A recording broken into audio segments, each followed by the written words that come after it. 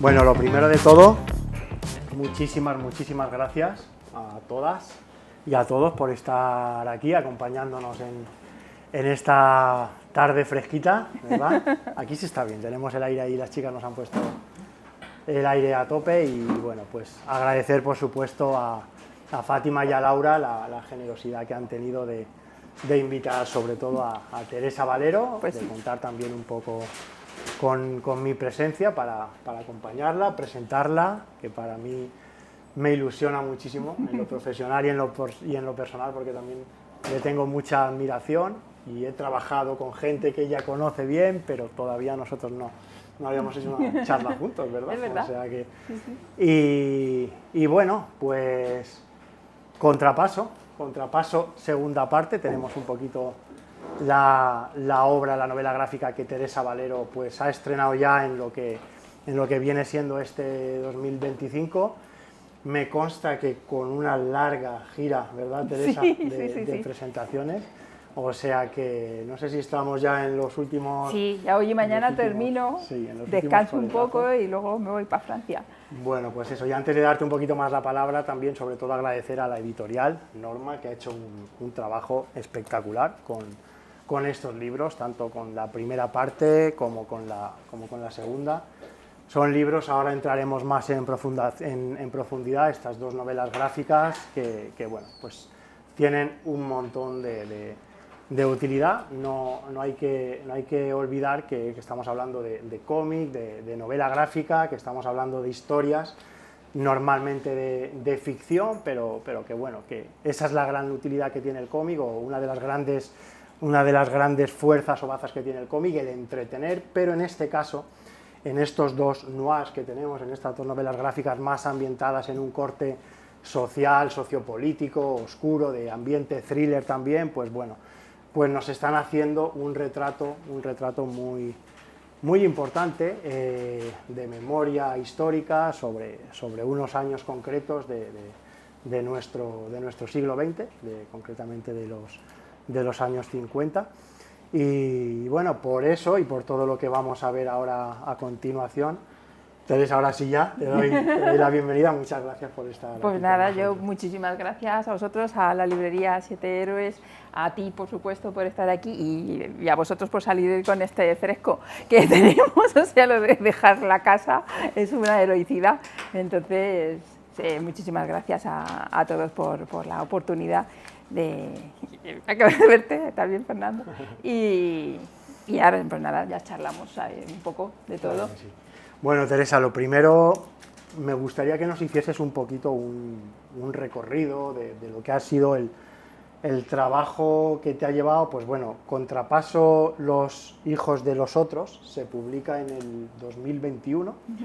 Estamos hablando de que es tu primer trabajo, tu primera novela gráfica como autora total. Anteriormente ya has trabajado como guionista con otros autores.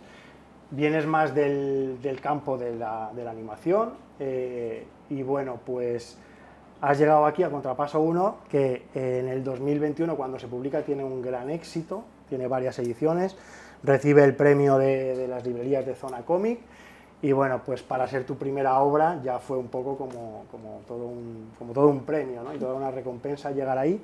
Y me gustaría que nos contases un poquito cómo ha sido, quizá, empezando un poco por tus orígenes, ese proceso de adaptación del mundo de la animación, del mundo audiovisual de donde tú vienes, para ir familiarizándote con el mundo del cómic.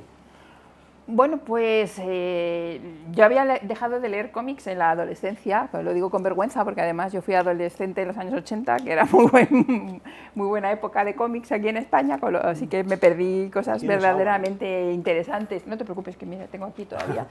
Y entonces es verdad que yo siempre había querido ser dibujante y específicamente dibujante de dibujos animados. y acabé trabajando en un estudio con otros 7 compañeros, que fueron los que me fueron metiendo de nuevo en el cómic y enseñándome todas esas cosas que me estaba yo perdiendo. Esto eran ya los años 90, y entonces pues, ellos pues, me trajeron a todo Carlos Jiménez. Yo ya lo conocía un poco por Paracuellos, ya me había impresionado antes, pero me trajeron los profesionales, que además nos gustaban un montón porque se parecían mucho a nosotros allí en el estudio, ¿no? Y entonces nos sentíamos muy identificados en todas esas anécdotas, y me pusieron en las manos Watchmen, a Hugo Pratt, a muchas otras cosas que fui poco a poco descubriendo. Y el problema es que el mundo de la animación pues es muy arrollador, es que cuando te metes dentro no te deja tiempo para muchas más cosas, o sea, sé que estás ahí metido 24 horas sobre 24. Y entonces, pero es cierto que a mí siempre lo que me había gustado era contar historias, y contarlas además a través del dibujo, porque el dibujo tiene un poder de evocación, creo, muy particular. Y claro, eso es muy difícil hacerlo a través de la animación, porque en la animación mete mano muchísima gente, todo el mundo hace falta financiar con mucho dinero, y entonces todo el mundo que pone dinero quiere tener una opinión, y entonces ya es muy difícil hacer tu propia historia, ¿no? Con la libertad con la que lo puedes hacer en cómic. Entonces cuando Juanjo y Juan sacaron Black Sad en su momento, pues muchos de los que estábamos en el estudio dijimos, ostras, pues se puede, ¿no? Puedes hacer algo como la película que a todos nos gustaría hacer, o la historia, contar la historia como te gustaría, puedes hacerlo sin esas interferencias, ¿no?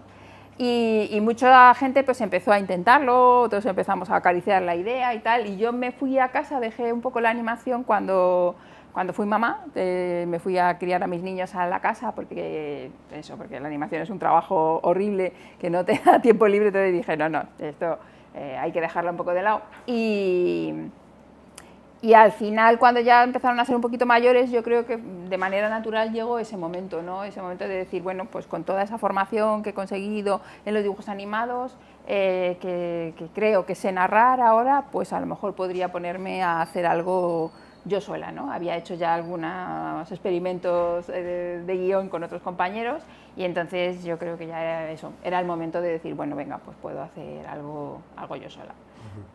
Me gustaría que, si te parece bien, que enfoquemos un poco la charla, porque estos dos librazos se pueden enfocar desde un montón de puntos de vista.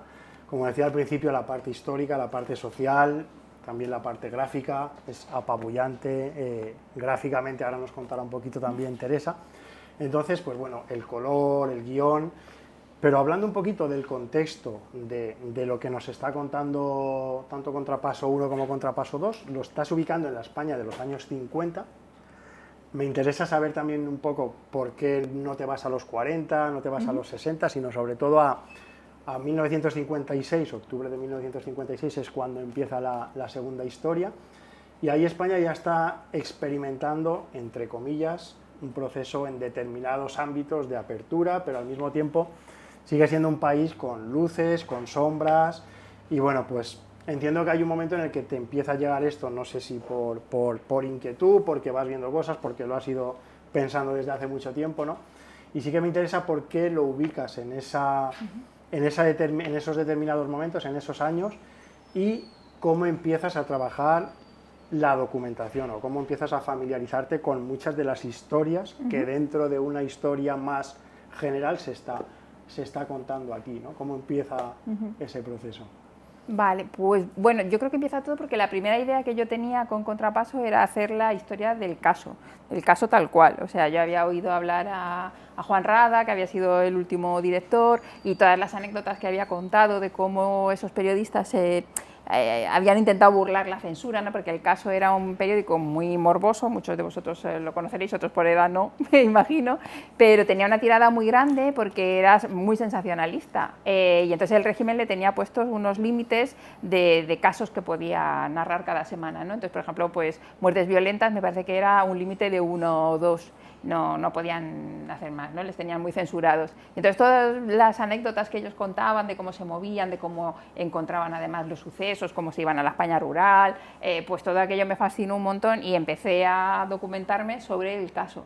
Y yo quería hacer la historia tal cual, o sea, con los personajes, con Margarita Landi, Pero salió a la vez la serie de televisión y entonces pues nada, lo tuve que dar una vuelta al proyecto, era tirarlo, llevarlo al terreno de la ficción y dije pues me lo invento todo, menos las cosas que pasen, que sí que quería que fuera un poco testimonio histórico, ¿no? Y tratar de hacerlo ficcionado por un lado, pero por otro tratar de que fuera la puerta de entrada a que la gente pudiera investigar lo que son los sucesos reales que hay detrás, ¿no?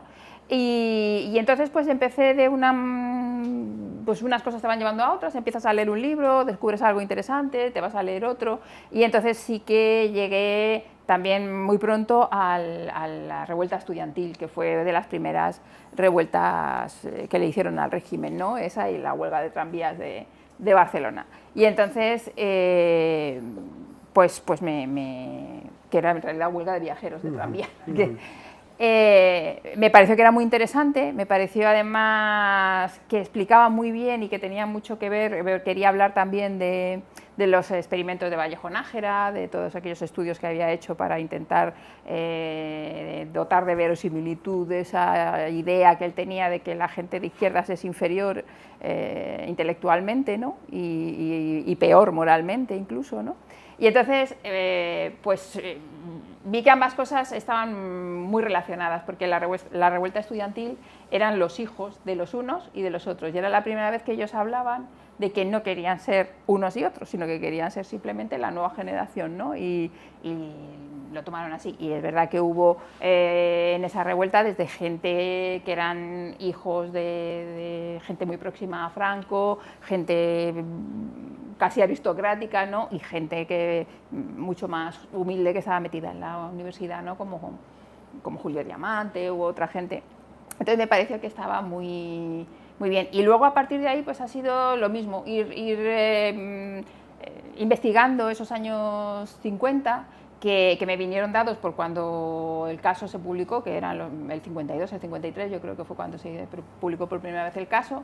Y investigando además esa década me pareció también que estaba muy poco explotada, que era algo que merecía la pena bucear un poco y dejarlo también como testimonio, porque es la época en la que la gente que hizo la guerra estaba ya muy cansada y prácticamente desapareciendo, o sea, sobre todo los hombres que habían venido muy enfermos, y eso mis dos abuelos fue cuando murieron, o los supervivientes querían olvidarlo todo, y los que no habían conocido la guerra pues estaban queriendo hacer un nuevo país, ¿no? Estaba dejándose atrás la crisis económica que había venido con la autarquía, que había sido un hambre atroz y una carestía de todo, y se estaba empezando a sacar un poco la cabecilla. Entonces era un país que por un lado estaba procurando olvidar, que se estaba abriendo al exterior y tenía influencias que sobre todo en el segundo se ve muy bien, esas influencias que vienen del cine o que vienen de los americanos que vienen y empiezan a ver que hay otra gente que vive de otra manera y ellos no, pues no quieren un país tan atrasado, no quieren ciertas licencias, ¿no? Que incluso los mismos americanos cuando vinieron claro, ya las estaban exigiendo del régimen. Y la verdad es que me parece que es algo súper fascinante. Siempre se le ha llamado la década gris, porque parece como que todo el mundo estaba muy apático y muy así, pero no lo es tanto. Es una época de unos contrastes brutales que para hacer un cómic yo creo que vienen muy bien. Los protagonistas, que no lo hemos dicho, los protagonistas de las dos novelas gráficas son Léon Lenoir, bueno, Lenoir, lo pronunciaríamos así. Después Paloma, que es una dibujante que trabaja también dibujando para revistas y demás, y Emilio Sanz, que bueno, es un militante de Falange que trabaja también en ese diario que tú mencionas también en las obras, ¿no? Entonces, en la segunda pieza, pues bueno, toda la trama tiene origen, pues bueno, en un cine con un censor, con un pez gordo de alguna manera que aparece asesinado en una de las butacas del cine con un rollo de celuloide en la boca, ¿no? A partir de ahí ellos, los periodistas, van tirando un poquito del hilo y empieza a desarrollarse pues bueno, toda una trama en la que aparecen pues bueno, pues los grandes jerarcas, la política, los censores, hablamos del cine también y demás, la especulación inmobiliaria que se está dando en esos momentos. Y me interesa un poco por lo que estabas hablando de los americanos también. En el libro aparece una convención, una fiesta en el Hilton, en el Hotel Hilton de Madrid, pues bueno, donde Teresa dibuja todo ese ambiente de los hoteles, del Hotel Hilton en ese momento, en el que están los políticos, en el que está la censura, en el que están también los veristas, que también me gustaría que entrásemos después un poquito ahí en esas diferentes maneras de hacer cine que hay en esos momentos. Pero claro, estamos hablando de esos americanos, esos grandes productores que están llegando a España porque están encontrando mano de obra barata, escenarios baratos también, y están empezando a rodar sus películas en lugares donde también empiezan a unirse otro tipo de circunstancias, como es la especulación inmobiliaria y demás, ¿no? Entonces, pues bueno, sí que me gustaría que nos hablases un poco de el cine, de la censura, porque bueno, al final hay un año concreto que es el 55, donde tienen lugar las conversaciones de Salamanca, y ahí los cineastas y determinados intelectuales están empezando a poner en tela de juicio esa censura que se está dando en esos momentos, ¿no? Sí, sí, sobre todo pedían, porque iban como con mucho tiento, o sea, en las conversaciones de Salamanca sobre todo se juntaron todos a pedir del régimen o sea, no exigían ni siquiera que no hubiera censura, sino que la censura por favor fuera clara, que fuera una censura a la que uno se pudiera remitir a la hora de hacer una película y no rodar absurdamente, rodar cosas que luego se iban a cortar y que no se iban a poder ver, ¿no? Y entonces era una de las cosas en las que se unieron todos, era en intentar que pedir de la censura, pero era algo que yo creo que además no tuvo ningún resultado, porque los censores actuaban casi como electrones libres, o sea, eran gente a la que le ponías una gorrilla y que enseguida se creía el papel y se volvían más papistas que el Papa. Se cuenta de Franco que una de sus frases era, porque él veía cine sin censura, no veía cine censurado, y entonces que decía, ¿usted ha visto alguna vez algo más tonto que un censor? Pero en cambio los tenía todos funcionando, porque sabía que eran necesarios para mantener un poco esa sensación de poder que tenía que tener el régimen. Entonces, por ejemplo, Bardem lo contaba muy bien cuando le detuvieron en el 56 porque le acusaron de ser un instigador de la revuelta estudiantil y estaba rodando ahí en Valladolid Calle Mayor, y entonces llegaron, se lo llevaron para Carabanchel y tuvieron allí 15 días, un mes, una cosa. Y cuando salió lo decía, lo hacen de vez en cuando porque de lo que se trata es de que tengas miedo de que te pase nada más. O sea, era ellos sabían y luego le volvían a dejar rodar y sabían que era comunista y sabían que daba clases de comunismo en casa y cosas así, pero era una manera de decir, es que si queremos te metemos para siempre o te metemos lo que nosotros queramos, ¿no? Que sepas que te tenemos controlado. Y con esto pues era un poco lo mismo, lo de los censores. Ves algunas partes de censura que eran realmente rocambolescos y que era una tontería. Adolfo Marsillac hablaba de la censura en teatro y lo mismo, que no sabías por dónde te podían salir, ¿no? Y esa sensación de caos pues le venía muy bien al régimen. De hecho, al frente del Ministerio de Información, que estaba Arias Salgado, que era un poco fanático religioso, era alguien muy católico, con una mentalidad muy arcaica y tal. Mucha gente del régimen no le parecía bien que tuviera ese poder sobre la información, ¿no? Pero en cambio, pues Franco veía que era un elemento interesante a ese nivel, precisamente por lo excéntrico que podía ser en algunas de las normas que llevaba, ¿no? Y entonces creas esa inseguridad en la gente en la que al final la última palabra la tiene el régimen, ¿no? Es decir, tú sí, tú no, lo tuyo se ve, lo tuyo no se ve, lo tuyo lo empapelo y no tengo ni siquiera por qué dar razones y mucho menos las voy a escribir aquí en un marco en el que la gente se pueda referir a él, ¿no? Entonces, pero realmente otra de las cosas que me gusta mucho de ese periodo es que hay contrastes que no te esperas, ¿no? Por ejemplo, el SEU, el sindicato universitario que era de Falange y que era el sindicato de afiliación obligatoria, ¿no? Si querías estudiar una carrera. Y ellos eran los que trajeron cine prohibido en España, eran los que unos de los amparadores de las conversaciones de Salamanca, tenían cineclubs por toda España, ¿no? En la que ellos trajeron el acorazado Potenkin, por ejemplo, para ver en cineclubs, muchas cosas, incluso eso, llegaban de Strangin, que me lo estuvo contando Román Gubern también. Entonces era realmente un momento en el que la gente que quería ver cine y hacer cine de calidad pues se juntaba y daba lo mismo. Podías ver eso a Martín Patiño, que había estado condenado a muerte, con alguien del SEU, que traían juntos una película para que la gente la viera, ¿no? y burlara al régimen, y eso me pareció que era algo muy, muy épico y muy, muy bonito. Has mencionado a Román Gubern y también me parece que es muy interesante que nos cuentes un poco todo el proceso de investigación al que te has sometido y al que has sometido a gente muy importante también, que lo cuentas un poco en alguno de los dos estudios del libro y demás, y cuánto tiempo te ha llevado, porque claro, estamos hablando de que Contrapaso 1 son 140 y tantas páginas, si no me equivoco, con el prólogo de Elvira Lindo, que no lo hemos dicho. El primer libro está prologado por Elvira Lindo y el segundo por Marta Sanz, es decir, dos grandes escritoras, dos grandes estandartes de la literatura española y bueno, pues que han hecho dos prólogos maravillosos a la par del estudio que cada uno de los libros lleva, ¿no? Entonces, pero ¿cómo ha sido también ese proceso tuyo de investigar, de documentarte, de conseguir también los escenarios, ahora un poco cuando hablemos de la parte gráfica y demás, que entiendo que habrás adelantado mucho trabajo en el primer libro que ya habrás utilizado para el segundo, ¿no? Pero habrás dedicado mucho claro. tiempo, ¿no? Cuando empiezas con el primero, que lo que tienes que hacer sobre todo es meterte en el espíritu de la época, ¿no?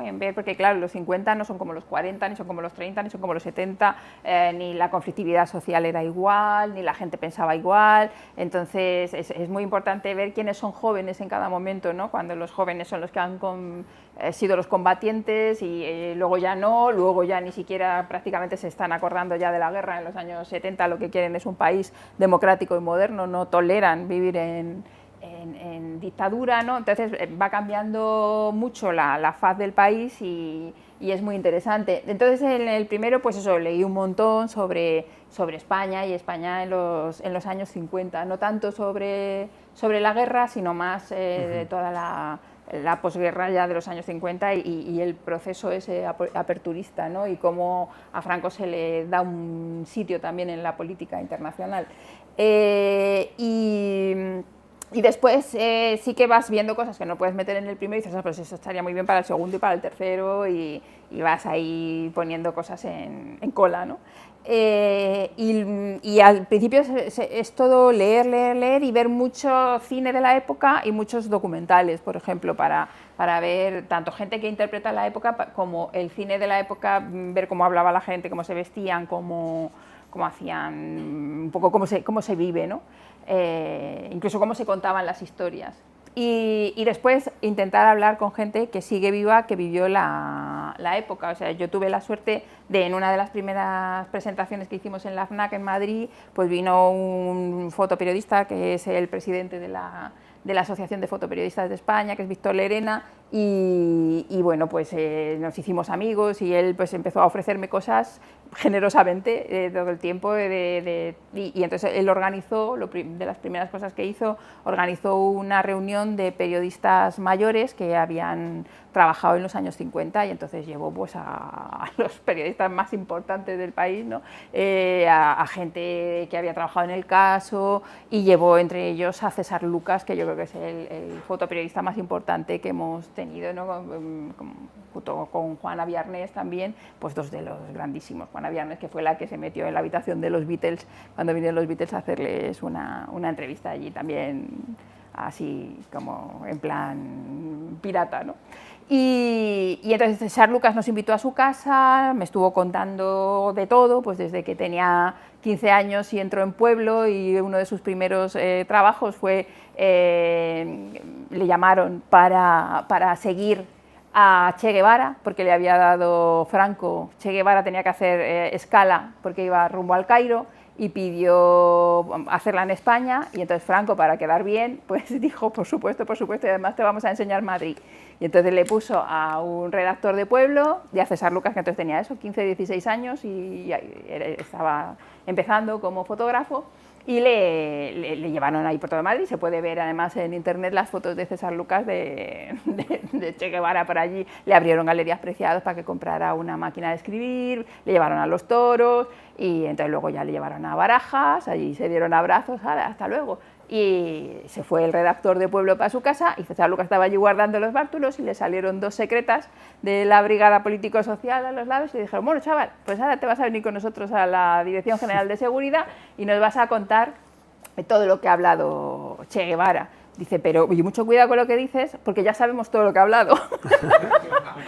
Y entonces dice, si aquel día no me morí, pues ya todo lo que vino después ella estuvo a punto de perder la licencia muchas veces, él me contó cómo sacaban los carretes escondidos cuando había gente que te los quería quitar, él me contó interrogatorios que había tenido en la Dirección General de Seguridad, algunos ya incluso en democracia. O sea que la verdad que fue interesantísimo y cuando tuve que dibujar la fiesta del Castellana Hilton, yo sabía que él había cubierto varias fiestas de esas y entonces le llamé y mientras yo estaba abocetando y tal, pues él me iba contando en el teléfono pues cómo era su bolsa, cómo eran las cámaras que llevaba, cómo las utilizaba, si iba Franco, quién podía hablar con Franco, cuándo te podías acercar. Decía que solamente había 1 o 2 periodistas a los que les dejaban acercarse verdaderamente cerca de Franco, no había prácticamente nadie autorizado, solamente había 2 periodistas de confianza. Entonces, bueno, pues siempre unas historias súper de primera mano que a ti no se te pueden ocurrir, ¿no? Pasó lo mismo con la forense, yo no sabía nada de ciencia forense, entonces dije, tengo que buscar un forense que me explique un poco y cómo se investiga en España, que no es como las películas americanas, que es lo que nosotros dominamos más, ¿no? Y entonces, pues di con la doctora Chus Buitrago, que me recibió también allí en el Instituto Médico Forense de Madrid, y en lo que estábamos hablando, pues ella hizo un comentario que dijo, cuando yo iba con 13 años a levantar cadáveres con mi padre, entonces me pareció una cosa tan increíble, digo, pero ¿cómo? Con 13 años. Y, sí, bueno, es que yo tuve una vocación muy temprana, como mi padre era forense y me interesaba mucho, y entonces le pedí permiso y digo, ¿te importaría si hago un personaje que sea una niña que va con su padre? Y me dijo, no, me hace mucha ilusión y tal. Y entonces, pues también, otra cosa que a mí jamás se me hubiera ocurrido. Y claro, todo el mundo dice, este personaje es muy increíble. Digo, pues el único que está basado en alguien verdaderamente así. Y, o sea que efectivamente lo de que la realidad supera la ficción y entonces eso sí que te lo da el contacto de primera mano ya con la gente, ¿no? Con la gente, con Mendel Leite, por ejemplo, que la anécdota esta del chinófilo que le pasó a él también, que le arrestaron en la mili porque alguien dijo que era chinófilo y dijo, pero ¿cómo es chinófilo? Dice, sí, un admirador de los comunistas amarillos. Y debía de ser cinéfilo. Y entonces le tuvieron allí 15 días metido en el calabozo. Y luego le dijeron, sal chaval, que hay un desfile y tienes que hacer ahí, pues figurar, ¿no? Y dice, me pusieron un fusil en las manos y a Franco al lado. Que en un momento dado, si tan chinófilo hubiera sido, pues lo podía. Dice, y me acuerdo además que hizo esa observación que dijo, es que el régimen era así, era un absurdo, era absurdo, era algo que no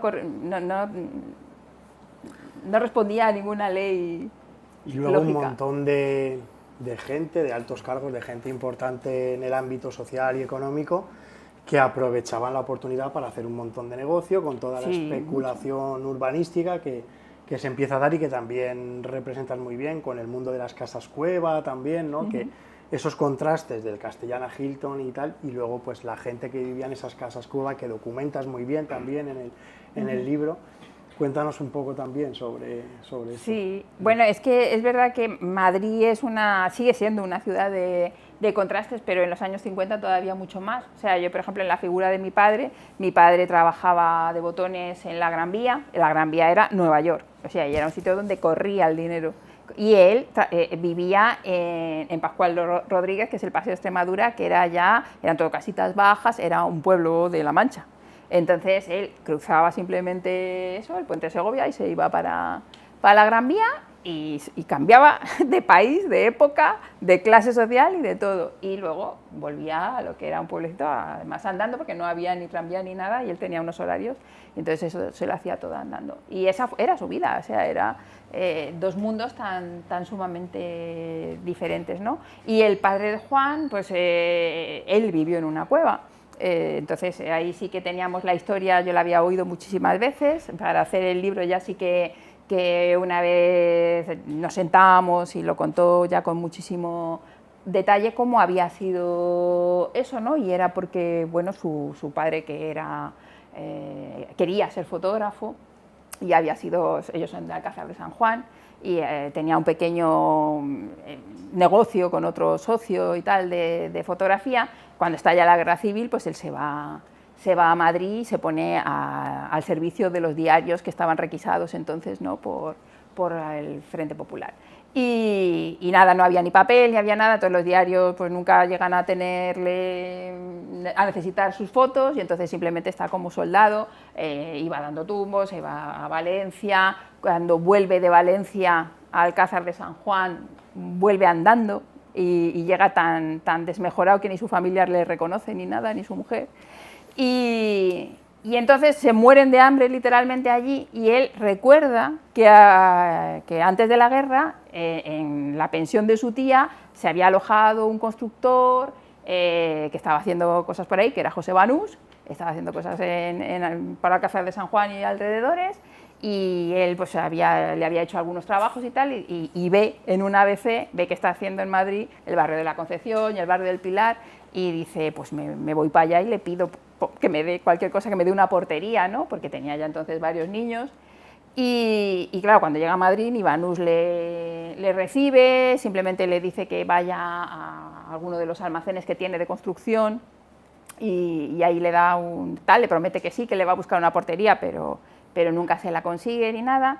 Y entonces la gente, los parientes que tiene en Madrid no le acogen tampoco ni nada, y lo único que encuentra para meterse es una cueva que había varios barrios de casas cuevas allí. De hecho, en el nodo se ven bastantes episodios de gente que vuelan las cuevas, y entonces les dan unas casitas de protección oficial muy monas y tal, y te salen todos ahí con los colchones yéndose de las cuevas.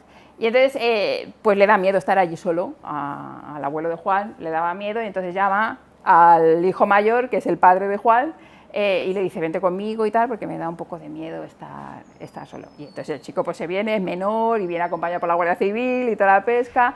Y lo más flipante, lo que yo siempre había oído, era que ellos habían tenido la puerta de la perrera de Franco. Tremendo. En la cueva. Y era así, porque es que el abuelo fue y vio unas puertas allí en el almacén de Banús, donde le habían dado el trabajo, vio unas puertas y preguntó, dijo, oye, esas puertas son para tirar y tal, ¿puedo comprar una?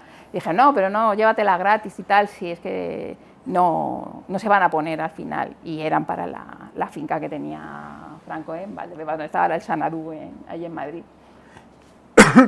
Y en esa especulación inmobiliaria tenía mucho papel también, ahora que mencionas a Franco, la hermanísima, ¿no? La hermana de Franco, que Sí. se dice que tenía como un instinto especial a la hora de saber cómo se conseguían propiedades, ¿no? Claro, se cuenta, yo, cierto, solo sé el caso en el que está basado un poco la trama, ¿no? Pero vamos, el caso es tan sumamente rocambolesco, además es un caso que se arrastró durante 30 o 40 años, y ese sí está muy documentado y seguí todo, pero es, vamos, o sea, súper complejo, es una cosa impresionante, que era una falsificación que se había hecho en guerra, cuando se declara la guerra. Además es una revolución comunista, entonces lo que se iba por los registros de la propiedad, lo que se quería era acabar con la propiedad privada, se quemaron muchísimos registros, y entonces en toda esa cosa pues un estafador consigue meterse en el catastro diciendo que es perito agrónomo, no sé qué, y simplemente pues se mete y dice, voy a hacerme con un terreno o con una casa o con lo que sea. No consigue ponerla a su nombre, pero sí que falsifica un plano, y ese plano va rulando, que además es donde están cerca de Torre España ahora, toda esa zona. Y entonces va como creciendo además, y es por donde va a pasar la M30. y eso se va a revalorizar mucho. Y entonces llega a oídos del apoderado de la hermanísima. Y entonces, pues sí que ahí fueron a por ello, y cuando se vio que el plano era falso y que había otros dueños, o sea que los dueños verdaderos ni habían vendido eso ni nada, pues la hermanísima no dio su brazo a torcer, dijo que le daba lo mismo, que a ella la indemnizaban, y la tuvieron que indemnizar. Y se cuenta que dijo Carrero Blanco, entonces incluso, joder, la voracidad de esta señora es insaciable, ¿no? Y tal, porque sí que se cuentan que todas esas cosas, cuando veía que podía sacar dinero de algún sitio, pues lo hacía. Es cierto que ella, por ejemplo, tenía una pensión de Renfe y nunca había trabajado en Renfe. Entonces, ese tipo de cosas sí son ciertas, ¿no? Y que siendo viuda desde muy joven, pues cada uno de sus 10 hijos tenía un piso a su nombre. Entonces, esas son cosas extrañas y hay mucha rumorología y estas cosas ciertas que sí que están documentadas. Sí. Hablemos ahora, bueno, todo esto que nos está contando Teresa es un poco el contextualizar una trama trepidante, bien elaborada, de principio a fin, circular, teniendo en cuenta que estamos hablando de una trilogía, ahora al final lo comentaremos porque creo que el tercero será el último, no lo sé, luego ya no lo ha confirmado, bueno, iba a decir, luego no lo confirma. Vamos a hablar un poquito del apartado gráfico, también que me interesa mucho, pues toda la laboriosidad que te ha llevado todas estas páginas, la apariencia, bueno, no lo hemos comentado, pero se pueden ver ahí algunas imágenes, alguna selección de viñetas del segundo libro, del segundo cómic, y la apariencia es acuarela. Estamos hablando de que parece, los que adoramos y los que queremos y los que anhelamos muchas veces en el cómic encontrarnos con acuarelas, uno piensa que se está encontrando con acuarelas, pero bueno, al final yo no sé si por tiempo, por proceso creativo, no sé si tú eres más partidaria o incluso empezaste a desarrollarlo en acuarela, pero al final el resultado es digital, ¿no? Sí. Cuéntanos un poco cómo has desarrollado. Sí, a mí también me gusta mucho el cómic, que yo sé que hay gente que lo rechaza mucho, pero fíjate, a mí me gusta mucho el tratamiento así, que es un poco teatral, a veces dependiendo de la historia, ¿no? Y que parezca hecho en medios tradicionales. Y luego yo disfruto mucho pintar en acuarela, si me sale bien, si no, no lo disfruto tanto, pero cuando sale bien está muy chulo, porque me gusta mucho más el tacto del papel, todo, no sé, es otra experiencia completamente diferente.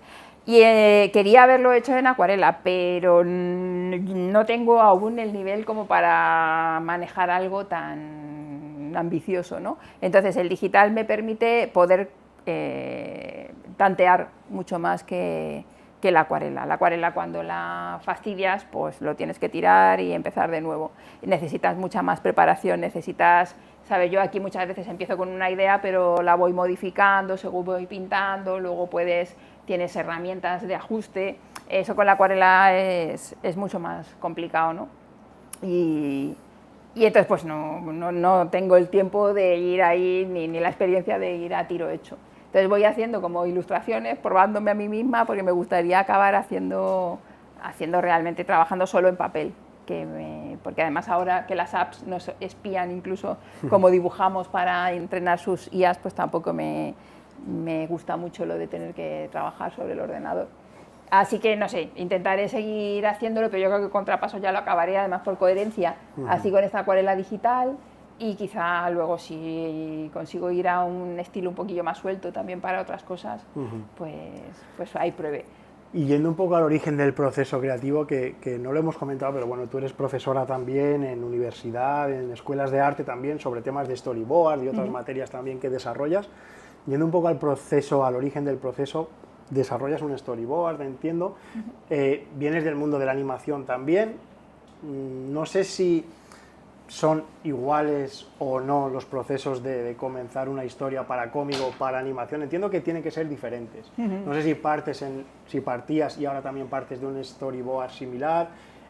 Se va bifurcando todo. ¿Cómo lo trabajas en ese sentido? Bueno, ahora voy cada vez más tendiendo a un caos organizado y haciendo como poco trabajo de preparación, porque creo que me sale mejor de la otra manera. Entonces,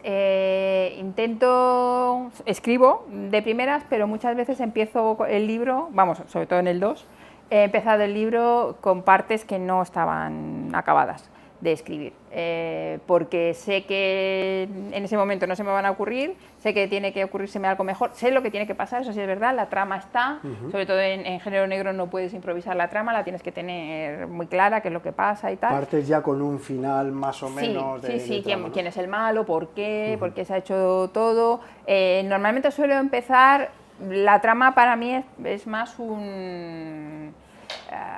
una excusa para contar otras cosas. Entonces, por ejemplo, ahora que ya estoy pensando en el 3, yo lo que pienso normalmente son 2 o 3 temas importantes de los que yo quiero hablar y que se van a ir entrelazando, ¿no? Que se trenzan y luego ahí hago una trama criminal, pero que al final no es más que pues alguien ha matado a alguien y por qué lo ha hecho, ¿no? Cuáles son sus motivaciones, pero sobre todo lo que me interesa son las implicaciones y cómo ese crimen puede ser espejo de las cosas que mueven la sociedad en ese momento, ¿no? Entonces siempre empiezo por de qué quiero hablar, cuáles son las cosas que quiero contar, y ahí normalmente suele haber tres cosas que van a ir a la par. Y lo del story, pues ya la verdad es que cada vez menos. En el primero sí que lo hice más porque estaba un poco más insegura, hice el story entero, pero ahora ya prácticamente hago una cosa que es inexistente. O sea, yo acabo teniendo todo el libro en la cabeza, es así. Y hay cosas que sé que las voy a cambiar, tengo una especie de guión, pero muy esbozado, y sé que cuando llegue a la página tiene que funcionar ya en página. Y entonces cada vez va tendiendo más a eso, a ser algo como muy poco definido, pero que yo tengo muy claro en la cabeza y que se acaba materializando luego todo junto ya en la página. Y entiendo que de la animación al cómic la clave también tiene que estar un poco en que en el cómic tienes que llevar a cabo un ejercicio más de contención, de síntesis, ¿no? Porque partimos de, bueno, películas animadas, en definitiva, que todo se narra de una manera, pero en el cómic está el mundo de la elipsis, ¿no? Está la elipsis y esa parte de que tienes que partir mucho a partir, ¿no? Sí, que es lo más bonito que tiene el cómic. Correcto. Además, es una de las cosas más interesantes del cómic, pero más difíciles de hacer, porque es verdad que yo además soy muy locuaz y me gusta narrar con muchas pausas, que me parece que es muy bonito, pero eso en cómic se paga muy caro. O sea, tú cuando tienes que hacer un momento en que 2 personajes se miran, pues te has comido media página. Y entonces, claro, luego al final cuando quieres recortar te has puesto en 200 páginas, que eso hay que colorearlo, que hay que rotularlo, que no eres solo tú, es toda la gente que viene detrás, entonces pues realmente cuesta. Pero es verdad que yo creo que es lo que da los mejores momentos. Yo escribo, por ejemplo, diálogos y los escribo, o escribo una escena y escribo así a lo cual, y luego me toca cortar, meter muchísimo la tijera y cortar cosas que duelen, incluso frases que te gustan mucho y tal, pero cortar mucho, porque lo interesante que tiene el cómic es ese destilado, es que quede la esencia finalmente. Ahora hablamos también del dibujo, pero una de las cosas que a mí más me han maravillado, aparte del dibujo, que yo soy un admirador de tu dibujo, pero es el color, la utilización que has hecho del color, de la luz, y de cómo a través del color y de la luz haces que el lector se familiarice con los estados de ánimo que se van contando un poco en la trama, ¿no? Cuando el momento es más tenso, cuando el momento es más alegre, cuando te vas al pasado, de alguna manera, ¿no? Y esa utilización de color sí que creo que es, bueno, lógicamente será muy intencionada por tu parte para llevar un poco al lector por donde tú quieres, ¿no? En cada momento. Claro, yo creo que eso es una cosa que tiene mucho poder. O sea, se ve eso pues, cuando vas al teatro, cuando el cine está bien iluminado, ¿no? Una iluminación, unos colores concretos, es que ya te están poniendo lo que tú dices. Exactamente. Manera, ¿no? Es una herramienta importantísima de poner al lector ya de tu parte en lo que tú le quieres contar, ¿no? Es verdad que los cómics en blanco y negro, que a mí me gustan mucho y también están, o sea, puedes entrar perfectamente, pero yo creo que el color es un plus de sensualidad que te puede dar. Además aquí le va muy bien a los años 50, ¿no? Ese que es una especie de color de Cinemascope, así de Technicolor, que hacían en aquellos años, que a veces es muy, cuando estás eso en la Gran Vía por el día, o cuando quieres que la cosa sea más íntima, o lo que tú dices, simplemente cuando te llevas a la gente al pasado, es más fácil leerlo viendo que ya es un monocromo, es sepia, o lo de redondearle el cuadrito, todas esas cosas son cosas que ayudan a la lectura también, ¿no? Y luego, por ejemplo, en cualquiera de los dibujos que vemos ahí lo podemos observar, la utilización de la línea. Entiendo que sí que la línea tiene un protagonismo claro, pero al mismo tiempo se ve como una línea depurada, ¿no? Que es una línea fina, no una línea clara, pero sí que deja que el color se expanda de alguna manera y no lo coarta, ¿no? Eso también hay. No sé si has tenido una intención o es la sensación que a mí me da un poco de que la línea deje que el color respire, ¿no? Tengo todavía así algunas veces dudas porque veo gente que hace la línea es más tenue y digo, pues mira, le queda mejor al color, pero luego veo otra gente que a lo mejor tiene línea ya de tinta muy presente y digo, pues también le queda muy bien, y entonces hay veces que voy probando cosas, pero yo creo que con esto ya más o menos me quedaré con esta estética, y que igual, que creo que le va bien al dibujo semirrealista, que tiene contrapaso, que es una línea un poquito valorada, pero que tiene materia, así como de un lápiz graso, ¿no? Y ahora que estamos, Miguel Ansoprado y yo estamos alucinando con los Blackwing, esto es como que dan un negro y tal, pues ese tipo, imitar un poco ese tipo de línea que hace un grafito muy negro sobre el papel, toda esa aterciopelada. A mí me da rabia porque yo ahora entiendo con el iPad que me da esas calidades mejor que la Cintiq, pero siempre impreso pierde un poco, la línea se queda siempre más negra. Si tú ves la página del iPad tiene muchísimo más textura, ¿no? Más medios tonos, pero aquí se pierde un poco, se quema más. Pero bueno, también yo creo que beneficia un poco a la lectura. Correcto. Y dentro de ese dibujo semirrealista que estabas apuntando, me viene ahora la pregunta de ¿dónde disfruta más Teresa Valero? ¿En los escenarios, en las arquitecturas, en todo ese proceso de documentación, o ahí voy, o en las expresiones, como estamos viendo ahora, ¿no? En la psicología que transmites de los personajes? El acting. No, yo para mí los personajes son todo. A mí me encanta el acting y los diálogos, es donde, escribiendo los diálogos, la construcción de la escena, el hacer que los personajes, hacerlos evolucionar, o sea, que se vayan revelando, que vayan diciendo cómo son, el sentirnos identificados con ellos, eso es lo que más me gusta. Y dibujando pues me pasa igual, que claro, yo ya cuando estoy escribiendo me estoy imaginando cómo actúan, ¿no? Y a mí es que siempre me gustó mucho el teatro, además, y es lo que más me motiva en un momento dado, todas esas interacciones que tienen. Pero las arquitecturas lo paso muy mal. Yo no soy dibujante de arquitecturas. Ya lo siento, porque me gustaría, porque me tengo que dar ahí una buena panza y no las disfruto yo te comento mucho. que yo disfruté muchísimo viendo las arquitecturas, ¿Ah, sí? es decir, claro, por ejemplo, ¿cuántas veces pasamos por la Gran Vía y vemos el Café Chicote o la Gran Vía, los edificios principales que salen, el Castellana Hilton y demás? Y claro, gracias a esas arquitecturas que nos has planteado, también documentadas y también dibujadas, aunque tú seas muy dura contigo misma, Madre mía, es que pero claro, los vemos, o sea, nos vamos y hacemos ese viaje al pasado y nos los encontramos como eran entonces. Claro, o sea que... Sí, yo creo también que es una discusión que tenemos siempre así entre los colegas, lo de cuánto mostrar, ¿no? Claro. Si es necesario mostrar todo el hall del Castellana Hilton lleno de gente, y yo, como vengo de la animación, yo creo que por lo menos una vez es necesario mostrarlo si tú quieres dar esa sensación realmente, porque si no da no sé de qué película era, yo creo que era alguna de Berlanga, en la que hay solo 4 romanos que van pasando así, son siempre los mismos, y los hacen pasar, y es que así parece que hay muchos. Pero claro, si cierras demasiado el plano, te da esa sensación también, o sea, si tú tienes que ver la Plaza del Callao, con los cines, con tal, pues la tienes que ver, porque era como era, ¿sabes? O sea, a mí es lo que me ha contado mis padres, lo de las horas de cola para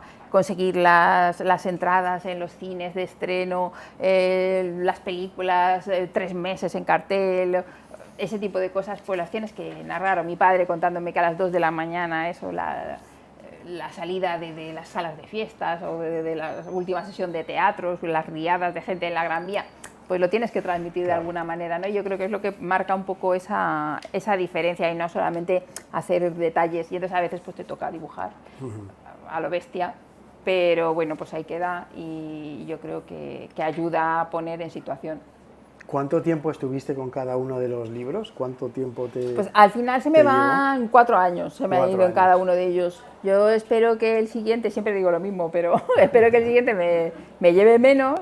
Además, en este que me han ayudado a dar las bases, eso me quita mucho trabajo y ando detrás de mis ayudantes para que, por favor, me ayuden otra vez.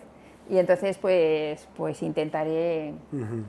Intentaré ir más rápido, porque además ya me quema un poco. Ya si quisiera terminarlo, la trilogía y pasar a otras cosas, y si me tiro otros 4 años, pues es que voy ya directa a la jubilación. Estoy seguro de que todos los presentes queremos que vayan más rápido. Yo también, para poder tener creedme. el desenlace de alguna manera, ¿no? Bueno, no quiero extenderme mucho porque al final hemos empezado bien, hemos estado más o menos una horita y yo casi que voy a hacer una última pregunta a Teresa, para que si alguien del público quiere también levantar la mano o comentarle alguna cosilla. Y bueno, aunque yo creo que más o menos sé lo que me vas a contestar, pero te quiero preguntar si al final dejaste un poco el mundo de la animación un poco por querer contar tus propias historias, si disfrutas más contando la historia o materializando todo tu proceso artístico, si eso se te genera como algo más tedioso. ¿Con qué parte te quedas? ¿Con el contar? ¿Con el desarrollar el arte? No, yo con el contar. Sí. Es lo que más me gusta. O sea, luego dibujarlo lo contaba muy bien Raiko Pulido una vez que le escuché en una charla y decía, es que todo lo demás es picar piedra, y es que es verdad. O sea, tú tienes la historia y dices, ¡buah! Cuando la terminas de escribir o incluso cuando la terminas de pensar, dices, ¡buah! Pues ya estaría, ¿no? Y luego te quedan 3 años de estar ahí, 12 horas todos los días ahí sentado, y es un poco duro. Entonces, sí, y luego yo es que disfruto dibujando, pero quizás no tanto. No tanto. Tengo compañeros, pero yo lo digo siempre, no sé, que se lo toman más como ser un plusmarquista, y a mí eso me ha faltado. No sé si es que es una cuestión más masculina o qué, y ellos son como los atletas del dibujo, ¿sabes? Sí, como que quieres... Una competición, querer llegar. Incluso contigo mismo, ¿no? Cada vez más perfecto, cada vez más... Y a mí me agota mucho eso, y siempre ando ya que quiero pasar a otra cosa. Y entonces, donde más energías poco, y creo que soy, incluso eso, llego a mejores cotas, es en el tratamiento de la historia, en la construcción eso de personajes, en las pequeñas historias que ellos cuentan. Pero luego todo lo demás, que luego cuando está hecho lo disfruto mucho también, pero sufro. ¿Cómo es ese momento de cuando te llega el libro por parte de Norma, de la editorial, y lo ves materializado de alguna manera? Pues con el primero, como no estaba yo venía de un tiempo largo sin dibujar y estaba mucho más torpe, y entonces el primero lo miro muy poco, no me gusta mucho verlo, pero el segundo sí que me ha gustado mucho. El segundo ya sí me siento más orgullosa de él, y la verdad es que cuando lo ojeo digo, jolín, pues ha quedado muy bonito. Y me da mucho orgullo además haber pasado, o sea, haber mejorado así yo también como artista. Y decir, pues todavía se puede aprender, todavía tiene sentido emprender estos retos tan bestias, ¿no? Y ver que puedes hacerlo. Sí. Y luego, bueno, siempre vas a ver cosas que dices, joder, qué asco de cara, estuve ahí dándole vueltas y no quedó bien del todo, pero es parte del proceso. Correcto, sí. Bueno, si alguien quiere, para no extendernos mucho más, si alguien quiere hacer algún comentario, preguntarle algo a Teresa, no sabemos cuándo va a volver por aquí, igual pronto, pero es ahora el momento, así que... Sí. Señor Juan, sí, dígame usted. Oye, ¿no te planteaste nunca hacer la historia en blanco y negro, en gris? Porque la época también tiene... Va mucho por ahí, ¿verdad? Sí. Pues no me lo planteé porque como la idea era ir a un formato franco-belga y tal, y editar en Francia y en España, pues sí que iba un poco al formato de álbum clásico, así con mucho color y tal, que ahora ya están abriendo más el espectro y ya te cogen a lo mejor proyectos en blanco y negro, pero antes era mucho más complicado eso, sí. Sí, por aquí. Hola Teresa. Hola. A ver, pregunta general sobre el dibujo. Me da la sensación de que tiene un aire ligeramente Disney respecto a la... Bueno. Ligeramente, como Sí. superficialmente. También es que como yo me he criado mucho con Sí, Disney. sí, me no, pero parece ver sí, Disney sí. en todas partes. Pero al final ese punto de las expresiones o incluso de la malicia de los personajes que se les ve en la cara, ¿dirías que es una inspiración? No de forma activa, quizás pasiva. No, yo diría que es de formación profesional, que son mis años de animación, es lo que es. O sea, yo voy luchando por cambiar ese estilo que no tengo. O sea, yo me formé en animación, que lo que hace cada vez que empiezas un proyecto es que te viene una biblia gráfica, entonces tú tienes que cambiar todo tu proceso de dibujo y todos tus estilos, si es que lo tienes, y adecuarte a lo que te están mandando. Entonces todo eso se me acaba viendo mucho. He trabajado mucho en cosas con estética más clásica, más Disney, ¿no? Animación americana, podríamos decir, con esos takes muy marcados de animación, y entonces pues muchas de las soluciones de expresiones pues sale algo por ahí. Entonces sí que me gustaría, porque por eso que hablábamos antes de que me canso un poco de las cosas, me gustaría ir cambiando también de estilo según vaya pudiendo hacer otros proyectos, pero más que nada también por tratar de explorar otros grafismos que no sean siempre... Porque además yo es eso, yo siento que yo carezco por completo de estilo, y me gustaría aprovechar eso para, como decía Breccia, tratar de buscar un estilo para cada historia, que creo que es una cosa chula, interesante eso. ¿Me permiten insistir un momento en eso último? Sí. A ver, es que me llama mucho la atención realmente, o sea, como al final has dibujado mucho tiempo, pero sientes que no estás, o sea, que tu estilo de dibujo es un work in progress, o sea, es un trabajo a medio. Sí, y de hecho me parece una de las cosas más agradables que puede tener mi profesión ahora mismo, que estar todavía en work in progress. Sí, si no, yo con mi carácter me moriría, creo. Yo no. Y ya te digo, o sea, lo de la falta de estilo que tenemos los dibujantes de animación, pues lo puedes tomar por una cosa de, no, es que tengo que tener un estilo, que yo nunca le he dado demasiada importancia, o, ostras, pues qué gusto, que no tengo que ser fiel a mi estilo y puedo explorar cosas que me salen y que me hacen evolucionar. O sea, para mí una de las cosas más gustosas, por ejemplo, ha sido ver la dibujante en la que me he convertido del contrapaso 1 al contrapaso 2. Me da muchísimo más satisfacción eso que el libro sea más bonito, más feo, que la primera escena que sale en el 1, una perspectiva se caiga. O sea, yo no quiero que todas las perspectivas me salgan bien, prefiero que cada vez me salgan mejor. Entonces, pero reconozco que no todo el mundo está en ese plan. Yo también he llegado muy tarde al cómic, entonces me planteo más las cosas de esa forma. Y de cara al contrapaso 3, ¿Tres? cuando Pues... te pones a pensar en dibujo y tal, o sea, supongo que no te...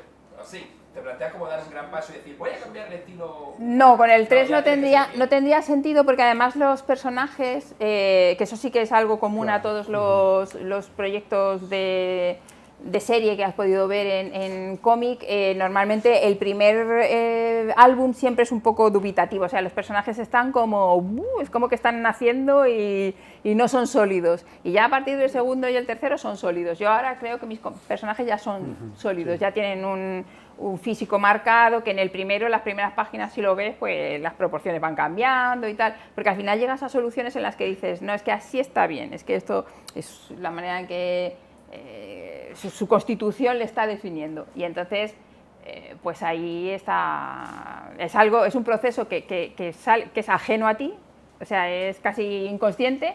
El personaje va evolucionando y tú gráficamente le vas dando soluciones que hacen que cada vez es mejor y más sólido, y una vez que llega a ser sólido pues se queda como está, y no tendría sentido cambiarlo, porque además sería algo también muy forzado y algo... Entonces, lo que haces tú normalmente es tratar de encontrar gestos, cosas que... Pero, por ejemplo, las poses que tiene León o las que tiene Sam, que no se parecen en nada porque se están definiendo continuamente, o sea, simplemente cómo están de pie, que es un ejercicio que hacemos mucho en clase, en mis clases de dibujo, y eso es, haz 20 poses de alguien estando de pie.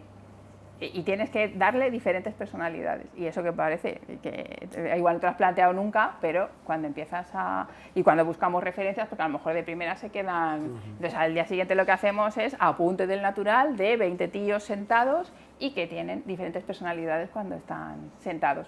Ahora mismo, por ejemplo, como yo he cambiado mi pose hablando contigo, ¿sabes? Como estaba así antes y ahora hablando contigo, pues todo eso nosotros lo vamos observando y tal, y lo vas utilizando. Entonces, ahora que tengo a los personajes definidos, tiro más por eso, por intentar refinarme a mí misma en ese tipo de cosas, en cómo voy contando, también en la página, en lo que es la gramática propia del cómic, que a mí me gustaría explorarla más, la composición de página, encontrar... Siempre lo cuento, pero es verdad, el thriller tiene una cosa que es la confesión final, que es un rollo, o sea, que lo hemos visto en los de Jessica Fletcher, en Remington Steele, en todas estas, en las novelas de Agatha Christie, siempre, o sea, un tío que va matando por ahí a todo el mundo, no quiere que se entere nadie y no sé qué, en un momento dado, pues siente la necesidad imperiosa de confesar para que todos sus lectores sepan muy bien por qué ha matado y tal. Eso, la secuencia obligatoria del género negro, ¿no? Que es así, o sea, jamás estamos viendo ahora con Ábalos y todo esto, que no hay forma de que esa gente confiese cuando ya le han visto todo el mundo que han robado y tal. No, yo no he robado. Bueno, venga, vale. Pues nada. Pero, pues, en cambio, en género negro, el asesino al final necesita confesar. Y eso normalmente es un rollo, porque es el tío contando desde el principio, dejando claro cómo es todo el caso, ¿no? Y yo ahí intento siempre buscar una manera diferente de narrar para que, por lo menos, o sea, de explorar más lo que es el mundo del cómic para que eso no sea tan aburrido. Y lo consigues. Buenas gracias. Y lo consigues. Bueno, no sé si... ¿Sí? ¿Vamos bien? ¿Estamos...?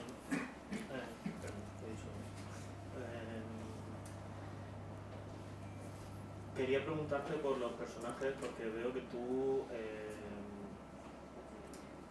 no sé, o sea, como que no los juzgas mucho cuando estás escribiendo sobre ellos. Yo solamente he leído el primero y me da la sensación de que es como muy documental todo. Y ahora, oyéndote hablar, entiendo un poco que fuera así, porque hablas como muy desde fuera y creo que es una de las mejores cosas del cómic. Pero yo quería preguntarte si hay algún personaje que, hablando con la gente, hayas pensado que lo han juzgado mal. O sea, un personaje que tú hayas construido como diciendo, pues lo hayas construido para ser un personaje moralmente de una manera y la gente lo haya interpretado de otra, o que creas que no... No se suele dar esas cosas, no se suelen dar en general. O sea, puede pasar que algunas personas juzgan no solo el personaje, sino la obra. Pues, por ejemplo, hay gente que con el primero no me pasó, pero ya con el segundo sí, que te dicen que es un panfleto de izquierdas. O gente, al contrario, que te dice que es una historia de derechas, que porque no juzga demasiado duramente, ¿no?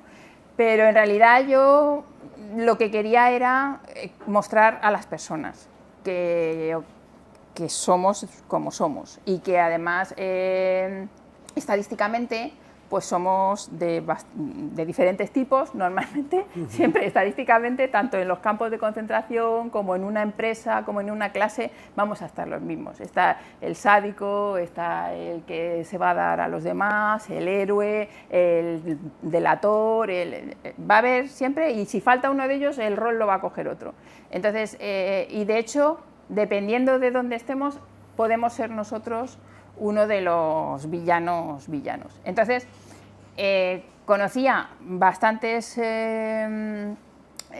historias de gente, por ejemplo, de falangistas que se dieron en el momento uno en cuerpo y alma, con toda su buena voluntad, y que luego pues, no se sentían identificados con lo que habían pasado. Y, por ejemplo, eso le pasó podríamos decir, a un porcentaje muy grande del pueblo alemán, que se sintió identificado con los ideales nazis y que una vez caído el velo, ¿no? pues tienen que lidiar con la culpa. Yo estuve dando además un seminario de cómic allí, en el que estábamos una semana con gente haciendo cómic y muchos de los proyectos, incluso de gente joven, intentaban explicar el nazismo, las consecuencias del nazismo, el auge del nazismo, tienen eso de cómo no lo vi, cómo no...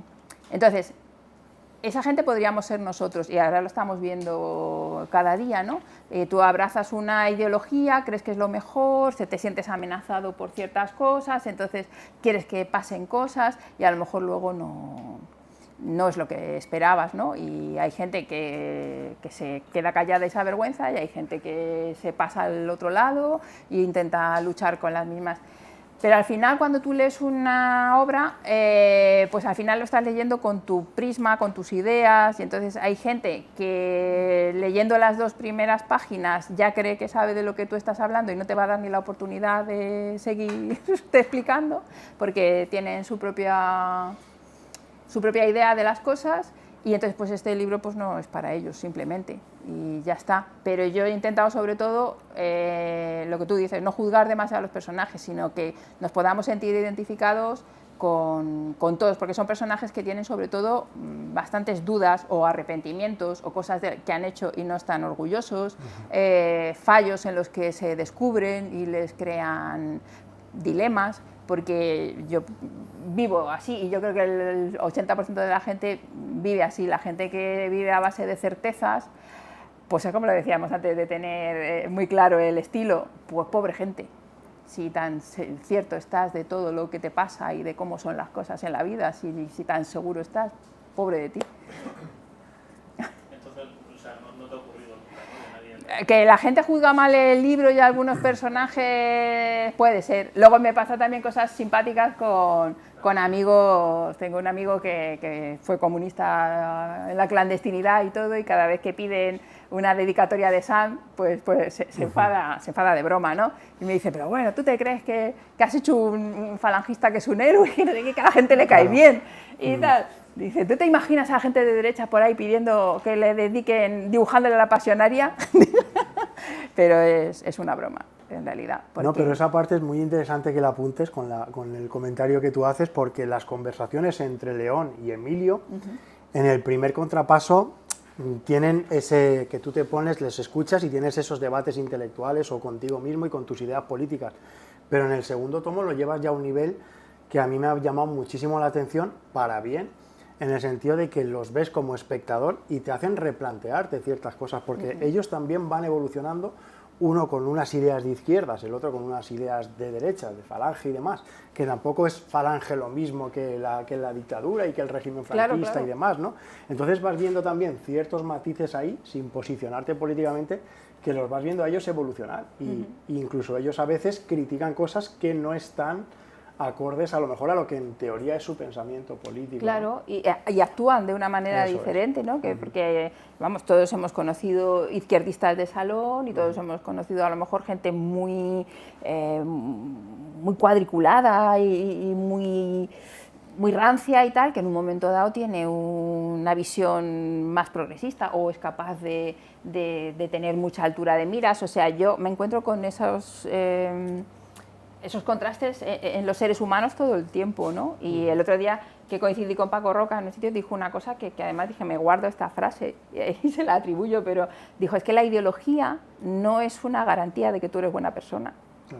Es que es así, y me pareció brillantísimo. Es que hay gente muy buena en la iglesia, hay gente muy buena en los colegios, hay gente muy buena en los partidos de derechas, de izquierdas y de todo, y gente mala, y gente que se mete a medrar, y gente que es pasó mucho en Falange, que cuando vieron que iba para arriba, allí se fue todo el mundo a medrar, y había gente de todo tipo, desde gente que se había metido con toda su buena voluntad.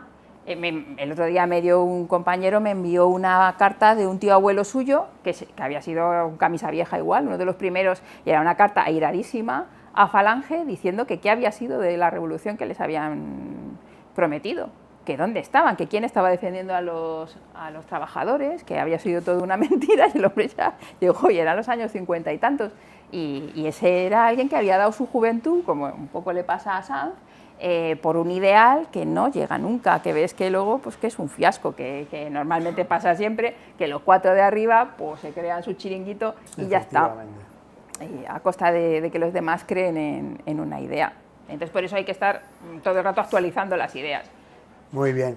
Nos dicen ya por aquí que es cierto que tenemos ahora, que firmar. Claro, no lo hemos comentado, pero por supuesto ahora Teresa va a estar, pues bueno, quien haya adquirido el libro, quien lo quiera comprar, quien se lo quiera llevar dedicado, les aseguro que se va a llevar una pequeña o una gran obra de arte a su casa, doy fe. Así que nada, para acabar, a las chicas de la librería Siete Héroes, de verdad muchísimas gracias por la labor que estáis desarrollando. Sí. Muchísimas gracias. Bravo.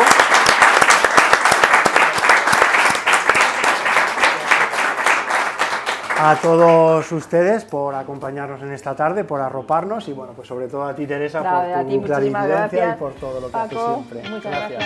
Gracias.